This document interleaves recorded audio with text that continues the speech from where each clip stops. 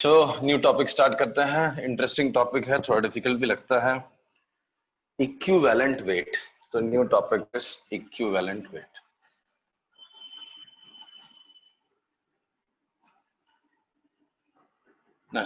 We have already discussed formula weight, we have already discussed molecular weight, atomic weight, ऐसे सब words हमने कुछ कुछ डिस्कस कर रखे हैं। Now next is equivalent weight, and among all these equivalent weight is most important one. Difficult questions बड़े solve करने के लिए आसान हो जाता है using this concept, right? So equivalent weight, तो पहले समझने की कोशिश करते हैं equivalent क्या होता है, what is equivalent, right? So let's try to understand what is equivalent. Not in chemistry, but in real life, in practical life, we can understand this concept. For example, suppose I am running a factory which makes nuts and bolts, right? So this factory mein I have a machine. I have a machine which makes 100 bolts per hour. एक machine है मेरे पास जिसका capacity कितना 100 bolts per hour. तो मैंने उसके हिसाब से अपनी पूरी सेल्स टीम बना रखी है, पूरा सब कुछ लोड इलेक्ट्रिसिटी सब कुछ सेट कर रखा है कि मुझे ये मशीन चलानी है, 100 वोल्ट्स पर आवर निकालने हैं, इतना सेल हो जाएगा, right? Now let me assume कि ये मशीन मेरी खराब हो गई, मेरी मशीन है खराब हो गई। I went to a market to buy another machine. मैंने मशीन के बारे में बताया, दे सेड ये मशीन अब नहीं मिलती। What I am supposed to do? क्या सर? सो फिर आपने क्या बोला? मैं बोला ये मशीन खराब हो गई, अब मैं मार्केट में जाके अपने फैक्ट्री के लिए वही मशीन लेने आ रहा, बट वो मशीन मेरे को नहीं मिल रही है। तो what I am supposed to do? कोई दूसरा ब्रांड की खरीद लेंगे। दूसरा खरीदेंगे क्या? कुछ भी खरीद लेंगे? नहीं, एक ऐसा होगा जो 50 निकाल रहा होगा, वो थोड़ी ना लेके आऊंगा मैं। मेरी चीजें सारी सेट है, हाँ, मेरी सारी सेल्स टीम सेट है, मेरी रिक्वायरमेंट सेट है, मेरा वर्किंग आवर्स सब कुछ सेट है। तो मैं क्या करूंगा? I'll ask for a machine which will produce 100 volts per hour only. हाँ, उसका पावर कंजम्पशन भी उतना ही होगा, सब चीजें वैसी होंगी, उतने लेबर जितने लगने थे वही लेबर इसमें लगेंगे, राइट? तो ऐसी कोई मशीन होगी तो to that I will say is equivalent to this machine. नहीं? हाँ सर। राइट? सो मेरी मशीन खराब हो गई, what I have to do? I have to get another machine. I'm not getting the same machine. So what they will offer me? They'll offer me some other machine. So I'll ask for a machine which will give same production. That is 100 volts per hour. Will consume same power. Will require same number of labors. Everything. तो उसको मैं बोलूंगा equivalent machine. Though the machine is different, but is doing same work and similar things, right? तो उसको मैं बोलूंगा equivalent. ठीक है? तो क्वेश्चन ये आया कि केमिस्ट्री में भी इक्विवेलेंट हो सकता है। इक्विवेलेंट वर्ड का मतलब क्या होगा केमिस्ट्री में? अगर मैं जानने की कोशिश करूं इक्विवेलेंट का मतलब क्या होगा, तो जैसे ये मशीन है, एक कुछ प्रोडक्शन दे रही है, यहाँ पे एलिमेंट्स हैं, एलिमेंट्स केमिकली कंबाइन करते हैं एक दूसरे के साथ, राइट? तो उनने बोला इक्विवेलेंट जैसा वर्ड बनाना है तो एक्सचेंज करना आसान होगा। तो उनने, जैसे मैं मशीन का रेफरेंस लेता हूं, उनने रेफरेंस लिया हाइड्रोजन का। दे टुक रेफरेंस ऑफ हाइड्रोजन। ठीक है?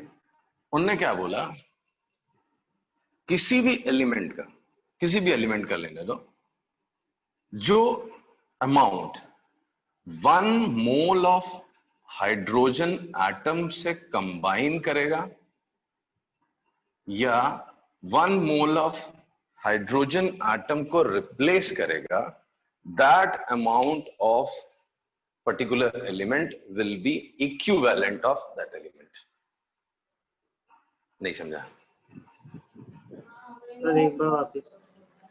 एक बार क्या बेटा, 3 बार समझाऊंगा। तो इक्विवेलेंट हम डिफाइन करने की, क्वांटिटी डिफाइन करने की कोशिश कर रहे हैं कि इक्विवेलेंट केमिस्ट्री में क्या होगा।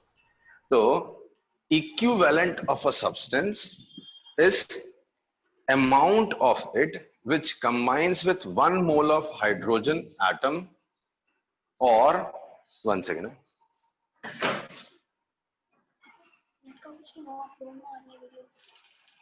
बेटा नेट का प्रॉब्लम हुआ है, हमारे साइड से नहीं है, उनकी तरफ से है कुछ लोग, वो लोग रिपेयर कर रहे हैं, हमारा कुछ नहीं है।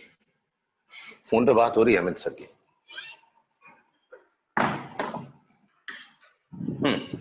So equivalent of any substance or element for now is what? Equivalent of any element is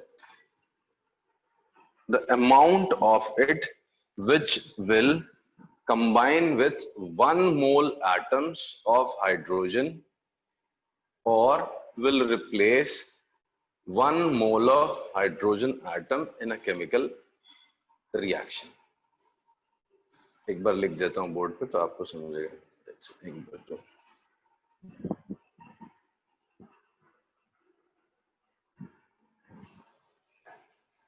तो सर जरूरी है कि इसका ये हाइड्रोजन ही हो, कोई और मैं मॉलिक्यूल आ भी रहा हूँ तो? ना, सब बताऊं। Equivalent of an element is that amount of, right, which combines with or replaces 1 mole of hydrogen atom. This is the story.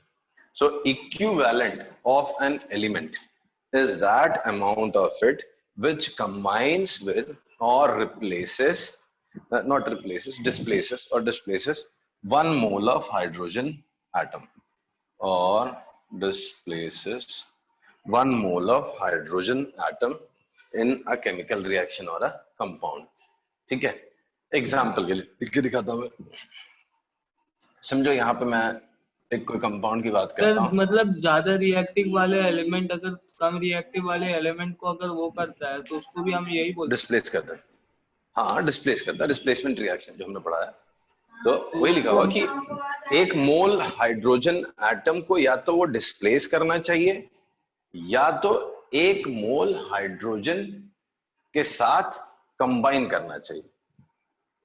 Example बता रहा हूँ, एग्जाम्पल से समझेगा। जैसे एक एग्जाम्पल लिखता हूँ, H2O लिखता हूँ, तो 2H2 plus O2 gives 2H2O, right? Now tell me, how many grams of oxygen is combining with how many grams of hydrogen?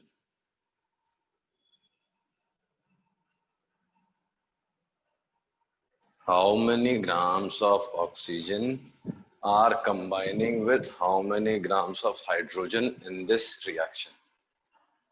32 gram of oxygen is combining with 4 gram of hydrogen. 32 gram of oxygen combines with 4 gram of hydrogen. ठीक, मुझे 4 gram hydrogen से मतलब नहीं है, मुझे मतलब है 1 मोल hydrogen atom से। 1 मोल ऑफ हाइड्रोजन एटम कितने ग्राम का होता है? 1 मोल ऑफ हाइड्रोजन नहीं, 1 मोल ऑफ हाइड्रोजन एटम कितने ग्राम का होता है?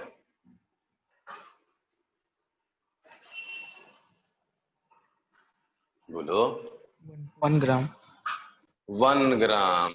तो 32 gram oxygen combines with 4 gram of hydrogen. तो 1 ग्राम ऑफ हाइड्रोजन के साथ कितना ऑक्सीजन कंबाइन हुआ? अरे कितना पढ़ लिया हमने इसको? 4/32 8 gram. 32/4, 8 gram. Therefore 8 gram of oxygen combines with 1 gram, bracket में लिखता हूं, that is 1 mole hydrogen atom, right? 1 gram of hydrogen, बस यही चाहिए था मुझे। या 8 gram of oxygen combines with 1 gram, that is 1 mole hydrogen atom of hydrogen, right? इसको बोलते हैं equivalent. Therefore equivalent of oxygen is is 8 gram of oxygen. भाई जैसे एक मोल की डेफिनेशन बनी थी वैसे ही इक्विवेलेंट की डेफिनेशन बनी है। 1 मोल ऑफ एनी एलिमेंट। ये मोल की बात ही नहीं, ये एटॉमिक वेट की बात हो गई ना। बेटा समझ नहीं पा रहा, तो एक सेकंड होल्ड कर। ये तो फिर मतलब एटॉमिक वेट की बात हो गई ना, ये तो मोल की बात हुई नहीं। कैसी बात कर बेटा, एटॉमिक वेट कहाँ से, मैं तो मैंने डाला ही नहीं एटॉमिक वेट। मतलब मैं किसी भी चीज का इक्विवेलेंट की बात कर रहा हूँ। देखो इक्विवेलेंट इज अमाउंट, अब वो ग्राम इक्विवेलेंट वेट कहलाता है, वो समझा रहा हूँ ना। पहले आपसे कोई पूछता है ऑक्सीजन का इक्विवेलेंट क्या है, what is equivalent of oxygen, तो आप सोच रहे इक्विवेलेंट ऑफ ऑक्सीजन मतलब क्या, तो वो आपसे ये पूछ रहा है कितनी ऑक्सीजन 1 मोल हाइड्रोजन एटम के साथ कंबाइन होगी, वो आपसे ये पूछ रहा है। अब आपका आंसर ग्राम में बता लो, किलोग्राम में बता लो, या वॉल्यूम के रिस्पेक्ट में बता रहा हो, ये तो आपकी पर्सनल प्रॉब्लम। मैंने वर्ड क्या यूज किया, अमाउंट। कोई आपसे पूछता है इक्विवेलेंट किसको बोलते हैं, तो equivalent of an element is that amount of it which combines with or displaces 1 mole of hydrogen atom. For example, hydrogen plus oxygen gives H2, right? इसको देख के मैं समझने की कोशिश कर रहा हूँ कि ऑक्सीजन का इक्विवेलेंट है। तो equivalent of oxygen is that amount of oxygen which will combine with 1 mole hydrogen atom. 1 mole hydrogen atom के साथ जो कंबाइन करेगा, जितना ऑक्सीजन कंबाइन करेगा, वो ऑक्सीजन का इक्विवेलेंट।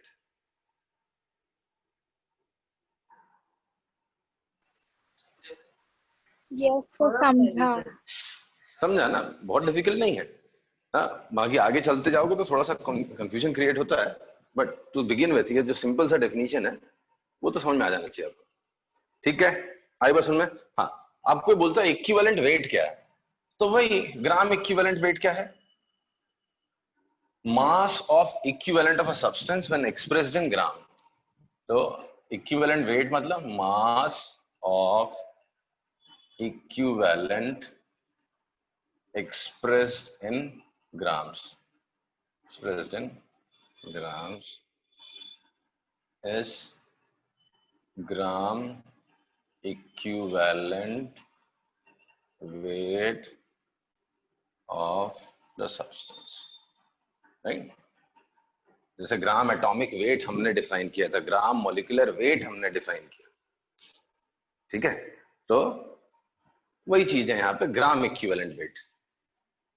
इक्विवेलेंट वेट आपने बता दिया, आपको पता चल गया इतनी ऑक्सीजन, अब इसका मास किस में एक्सप्रेस हो, ग्राम में। अच्छा, तो जो आप आंसर बता रहे दैट इज ग्राम इक्विवेलेंट। तो इस क्वेश्चन में 8 ग्राम ऑफ ऑक्सीजन क्या, 8 ग्राम क्या है, equivalent weight of gram equivalent weight of oxygen. हाँ, ये डाउट थोड़ा अजीब सा है, लेकिन पूछूं? हाँ पूछ ना बेटा। सर अगर मतलब हम लोग इक्विवेलेंट वेट के हिसाब से अगर देखें तो अगर मतलब वो कंपाउंड बनेगा नहीं, लेकिन कहना क्या चाहते हैं आप, मतलब इक्विवेलेंट वेट का मतलब इक्विवेलेंट वेट, प्रॉपर्टीज तो वैसी होगी नहीं ना। देखो बेटा, इक्विवेलेंट वेट जो है ना इतना सिंपल नहीं है जितना आप ले रहे हो, थोड़ा सा अभी बाकी है सुनना। सिर्फ एलिमेंट का इक्विवेलेंट वेट नहीं होता, कंपाउंड्स का भी होता है, और वही सब्सटेंस का इक्विवेलेंट वेट हमेशा के लिए सेम नहीं होता, इक्विवेलेंट वेट भी बदल जाता है, वो रिएक्शन पर डिपेंड करता है। ये सारे स्टेटमेंट छोड़ के मैं एक सिंगल स्टेटमेंट अगर लिख देता ना, equivalent weight of a compound in a reaction is that mass which accepts और डोनेट्स 1 मोल ऑफ इलेक्ट्रॉन, तो वो एक्चुअली इक्विवेलेंट वेट की फाइनल डेफिनेशन है, बट आप उसको पकड़ नहीं पाओगे, राइट? तो ये सारी जो स्टोरीज बता रहा हूं मैं, चीज को सिंपल बनाने के लिए, नहीं तो मैं पहला और आखिरी मेरी तरफ से स्टेटमेंट ये होता है, किसी भी चीज का इक्विवेलेंट वेट क्या होता है, जो किसी रिएक्शन में 1 मोल इलेक्ट्रॉन लेता है या तो 1 मोल इलेक्ट्रॉन देता है। That will be my final definition और स्टेटमेंट फॉर इक्विवेलेंट वेट। किसी भी चीज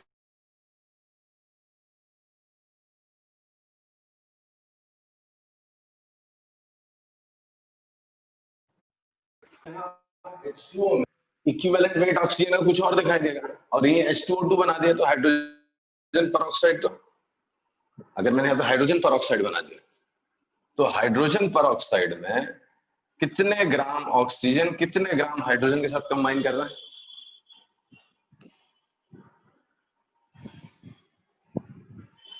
2 ग्राम हेलो। ऑक्सीजन और 32 ग्राम, सॉरी 2 ग्राम हाइड्रोजन और 32 ग्राम ऑक्सीजन। हाँ, तो 32 ग्राम कंबाइंस विद 2 ग्राम, बट मुझे क्या चाहिए?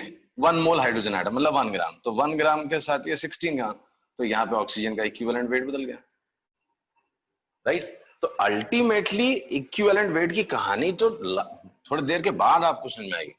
तो सर वो हर रिएक्शन में अलग होता है, हर एक सब्सटेंस का? हर एक रिएक्शन में अलग होता है। अब ऑक्सीजन का 99% केसेस में 8 ही रहने वाला है।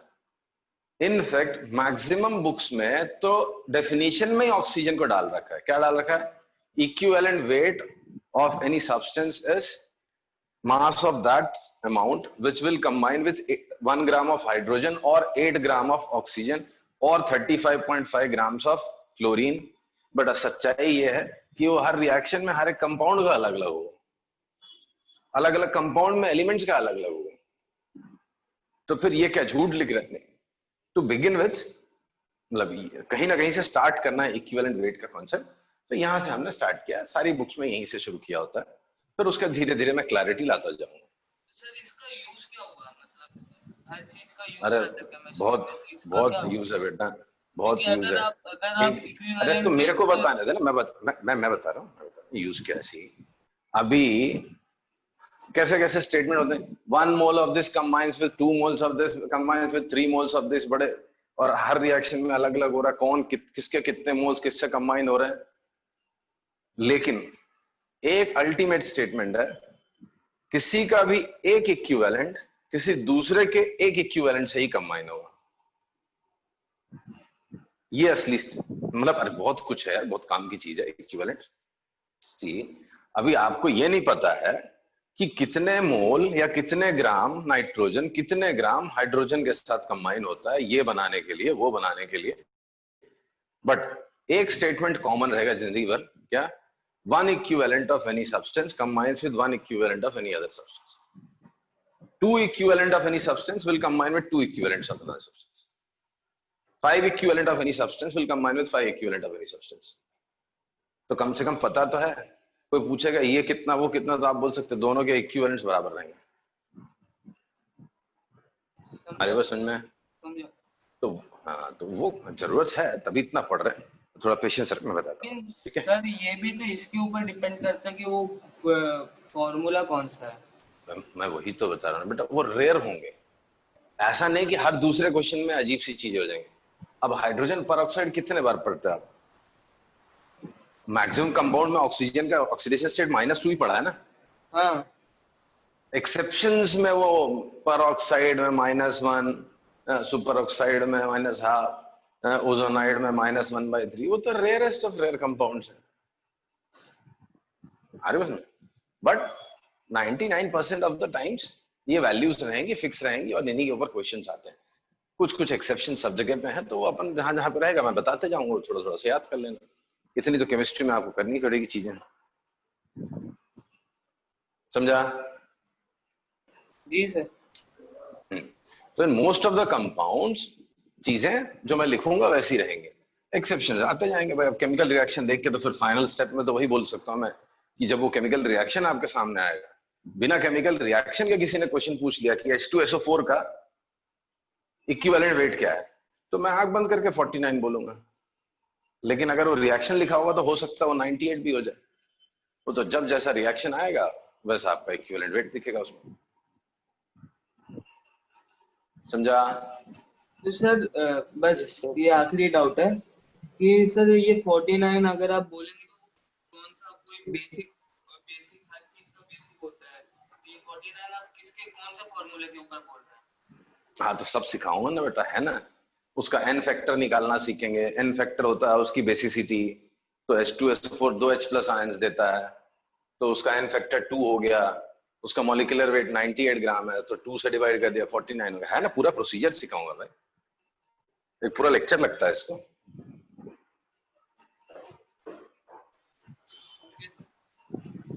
ठीक, so equivalent weight is what? Mass of Equivalent expressed in grams is gram equivalent weight of that substance. Equivalent volume भी होता है. Equivalent volume किसको बोलते हैं? Equivalent volume is volume occupied by one equivalent of any gas at NTP. जैसे यहाँ पे oxygen का इक्विवेलेंट कितना आ गया? 8 ग्राम. तो इक्विवेलेंट वॉल्यूम ऑफ ऑक्सीजन क्या होगा? 8 gram of oxygen occupies how much volume at NTP? 8 gram, sorry, normal temperature pressure condition 0 degrees Celsius and STP 0 degrees Celsius and 1 atmospheric pressure. तो STP पे STP पे 1 gram, sorry 1 equivalent volume of oxygen क्या होगा? 11.2. नहीं, 8 gram oxygen कितना occupy करता है volume? 6. भूल गए. एटॉमिक वॉल्यूम में, sorry, 1 mole of, sorry, molecules होते हैं उसके अंदर. मॉलिक्यूल्स वॉल्यूम ऑक्यूपाई कर रहे हैं यहाँ पे. ऑक्सीजन के मॉलिक्यूल जो है O2 will, मतलब 32 ग्राम, 32 ग्राम will occupy 22.4 litre.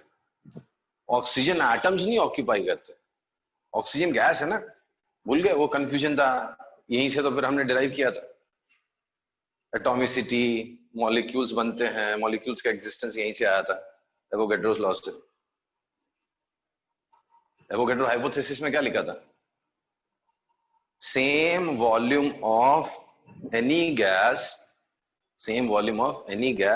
contains same number of molecules, not atoms. Confuse मत होना. Gram molecular volume of oxygen is 22.4 litre और 32 ग्राम्स होता है. नहीं समझा? यस सर, समझा. तो एनी गैस है डिस्ट्रीब्यूटेड. जैसे इस केस में ऑक्सीजन का इक्विवेलेंट वॉल्यूम वुड बी कितना? 5.6 लीटर बाय 22.4 लीटर 32 ग्राम्स का था. मुझे 8 ग्राम्स में इंटरेस्ट, तो 4 से डिवाइड कर दो तो 5.6 लीटर. ठीक है, क्लियर है?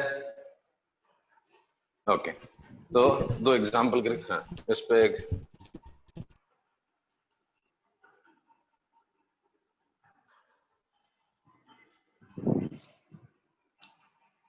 क्वेश्चन लिखता हूं. Using ammonia, find gram equivalent weight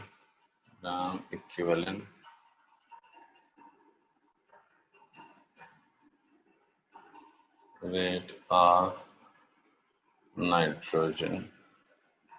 Also find equivalent volume of nitrogen. क्या?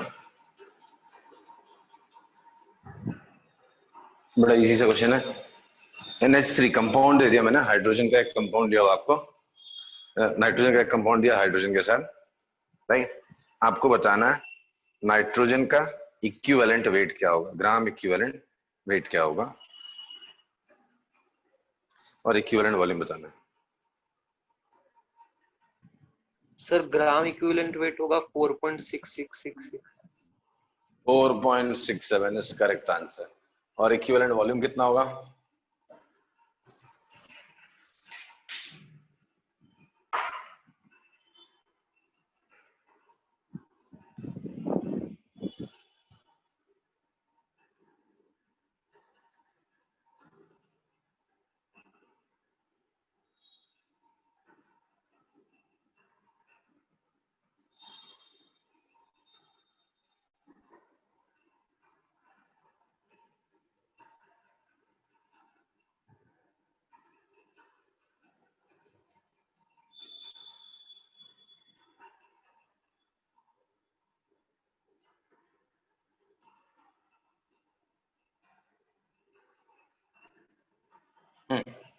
11.2. नहीं, डराते हो तुम।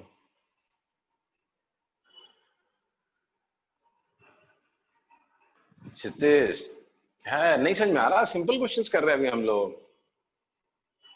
क्षितिज, नो रिस्पॉन्स। सर्वेश, सर 0.3 कुछ तो 0.3 इक्विवेलेंट वॉल्यूम? नहीं, सब भूल चुके हो क्या? मोल कॉन्सेप्ट रिवाइज ही नहीं किया। 4.67 निकालने के बाद आप नहीं बता पा रहे इक्विवेलेंट वॉल्यूम कितना हुआ। आपको बताना है 4.67 grams will occupy what volume? 1 mole of nitrogen मतलब कितना हो गया? What is 1 mole of nitrogen? Sorry? Nitrogen gas, nitrogen ऐसा गैस, वॉल्यूम की बात होने वाली है। 7.3 वॉल्यूम। 7.36 36। नहीं नहीं, फिर लगता है 2 से और डिवाइड करना पड़ेगा तुमको, तब होगा 3 पॉइंट के आसपास होगा। 3.6। चलो मैं बता देता हूँ। सी, नाइट्रोजन का मॉलिक्यूल कितने gram nitrogen gas 22.4 litre occupy करता है? सब भूल गए। कितने क्वेश्चंस किए थे हमने ऐसे, वॉल्यूम के ऊपर, नंबर के ऊपर, मास के ऊपर, बहुत सारे क्वेश्चंस किए थे। नहीं रिवाइज कर रहे तुम लोग, सब कुछ है तुम्हारे पास फिर भी रिवाइज नहीं कर रहे। 28 ग्राम का 22.4 लीटर होता है। मुझे 14/3 ग्राम का चाहिए, तो 22.4 का आधा पहले हो गया, फिर 3 से और डिवाइड हो गया, तो कितना हो गया? 11.2 डिवाइड बाय 3, सो 3 पॉइंट कितना हो गया? 22.7033, तो 3.7 लीटर के आसपास हो गया। वहाँ पे 2 into 3 क्यों लिखा है? सॉरी, वहाँ पे 2 into 3 क्यों लिखा है? मतलब डिनोमिनेटर में। बेटा 28 ग्राम का 14/3 बनाना है ना, तो कैसे करेगा? 22.4 डिवाइड बाय 28 इंटू 14/3। अच्छा, ये 2। क्या गलती कर रहे थे? क्यों नहीं आ रहा था आंसर? उत्कर्ष, नाइट्रोजन का 14 ग्राम ले लिया था एटॉमिक मास, सॉरी। वैसे गलती मत करो। जब वॉल्यूम की बात हो रही है तो मॉलिक्यूल्स गिनने हैं आपको, एटम्स तो गिनना ही नहीं है, गैस है। यही तो एवोगैड्रो हाइपोथेसिस में मतलब थोड़ा सा जोर दे के समझाया था कि एटम्स नहीं काउंट होते हैं अंदर, क्या काउंट होते हैं? Molecules, right? ओके, अच्छा, तो ये हो गई कहानी। अब देखो, अब क्वेश्चन ये आता है कि क्या हाइड्रोजन ही मेरे पास आखिरी चारा है? हाइड्रोजन के अलावा कुछ और नहीं यूज कर सकते? कर सकते हो हाइड्रोजन के अलावा। सॉरी, ऑक्सीजन भी तो यूज कर सकते हैं। ऑक्सीजन, क्लोरीन, नाइट्रोजन, किसी के साथ भी कर सकते हो। आज आपको समझ में आ गया कि नाइट्रोजन का इक्विवेलेंट वेट 14/3 है, राइट? तो वो इसको यूज करके along with law of equivalence you can determine मतलब equivalent weight of an element which combines with nitrogen in its compound, right? तो ऐसा कोई जरूरी नहीं आपको हाइड्रोजन से ही शुरू करना पड़ेगा, राइट? आप किसी और भी कंपाउंड के साथ, सॉरी मतलब समझो आपको निकालना है किसी का कॉपर का, कॉपर का आपको क्या निकालना है? इक्विवेलेंट वेट, ठीक है?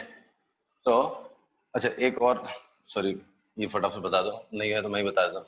Find also find 1.4 milligram of nitrogen will contain how many equivalents of nitrogen? देखिए नहीं ये लिखा था, जैसे लोग निकालते थे ना गिवन वेट में कितने मोल्स होते थे, वैसे कितने मोल्स मास में कितने इक्विवेलेंट्स होंगे वो भी बताना है आपको। इतना time, sorry 3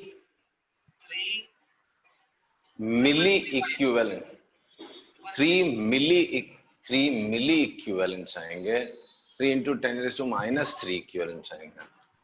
number of equivalents, जैसे नंबर ऑफ मोल्स निकालते थे ना, नंबर ऑफ इक्विवेलेंट्स निकालने बोल रहा हूँ, ठीक है। ये सिंपल सी मैथ्स ही है, इसमें केमिस्ट्री तो लग भी नहीं रही है। भाई आपने बोला कितने ग्राम्स का एक इक्विवेलेंट वेट होता है, एक इक्विवेलेंट है 14/3 का एक इक्विवेलेंट है, तो 1.4 मिलीग्राम में कितने इक्विवेलेंट्स आएंगे? ये हो गया 10, 3 गया ऊपर, तो 3 into 10⁻⁴। इसलिए तो इसको भी ग्राम में कन्वर्ट किया ना, 10⁻³ लगाया ना मैंने, 1.4 मिलीग्राम लिखा था ना।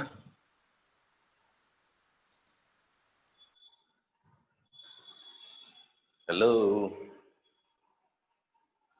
हाँ सर। ये तो डिफिकल्ट चीज थोड़ी ना, ये तो कोई भी बता सकता है। आपसे पूछा मैंने नंबर ऑफ इक्विवेलेंट्स, तो 1.4 मिलीग्राम में कितने इक्विवेलेंट्स आएंगे? तो आपको पहले से पता 14/3 ग्राम का एक इक्विवेलेंट है, तो 1.4 मिलीग्राम में ये कितने आएंगे? तो 1.4 मिली मतलब 10⁻³ अपॉन इक्विवेलेंट इज 14/3, ये 10 हुआ, 3 के ऊपर 3/10.3 मिली इक्विवेलेंट्स, या 3 into 10⁻⁴ इक्विवेलेंट्स। क्लियर हो गया? Yes sir. चलो ठीक है, चलो आई विल स्टॉप हियर।